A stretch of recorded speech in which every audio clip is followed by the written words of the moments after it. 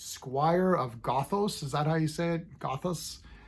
Original Star Trek Season 1 episode. I'm continuing my look at all of the original Star Trek series, including the animated series. We're going to throw that sucker in there too.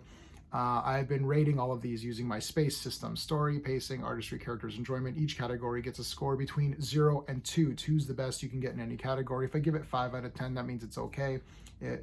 5 is kind of a pass because you get a 1 in every category. A 1 is a pass. Star Trek's my second favorite TV show, so I'm comparing Star Trek to Star Trek. I'm not comparing Star Trek to Army of Darkness, or to Indiana Jones, or to Doctor Who, or to Jack Kirby. I'm comparing it, all of Star Trek versus Jack Kirby. No, I'm comparing it to itself, okay? So if I give something a 5 out of 10, I'm saying it's a weaker Star Trek episode. I'm not saying it's trash, okay? It's the only way I can wrap my head around even doing something like this, because there's so much to talk about. There needs to be some sort of system to kind of rank it in some kind of a way. I personally love all of what I call real Star Trek, 735 episodes or items of Star Trek, like the movies. Everything from the JJ series and on, all of that, I do not count as Star Trek. That's just a show that has the word star and the word Trek in the title somewhere, and misplaced in my opinion.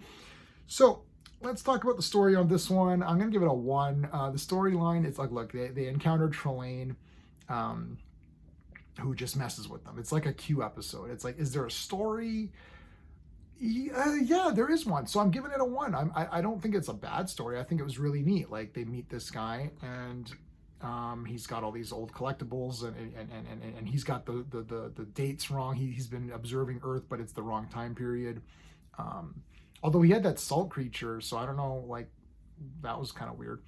And he's messing with the crew. So it's one of these messing with the crew, alien messing with the crew, like a Q or whatever. So I'll give it a 1. For pacing, 2 out of 2. I think this is actually very well paced. There's a lot going on. They seem to keep adding either characters reacting to Trelane or him doing other kooky stuff. Some people might find this slightly repetitive, but I actually don't. I think it's really neat, because first Sulu and Kirk are taken, and you're like, oh, what the hell? So that's one part of the story. And then when you see from their perspective, you're like, oh shit, okay, this guy's got them. And then there's a little bit of stuff there. Then they mention, oh, the women, and then boom, the women come up, and then they go back, and then they come back. So I think the pacing's actually pretty good on this one. I really like it. Artistry, 2 out of 2. I'd like to point out that I am watching the remastered, upgraded effects version on Blu-ray, and the Blu-ray is bloody awesome. You should buy it. If you don't own this, you really need to own this on Blu-ray. Like, I can't stress enough. You get both versions, so if you're against the upgrades, you can switch back to the normal one, and it's still upgraded. It's still like remastered, so it's colorful and amazing, both versions. And then you could just pick the upgraded graphics or not. You could pick both versions, unlike anything Disney Star Wars produces. It's like, we just want the damn original trilogy. Anyway, so everything looks good. Like Trelane, I think his outfit looks cool. He's a Squire. He's like retired, retired. But no, and like his area looks neat. The planet's pretty cool.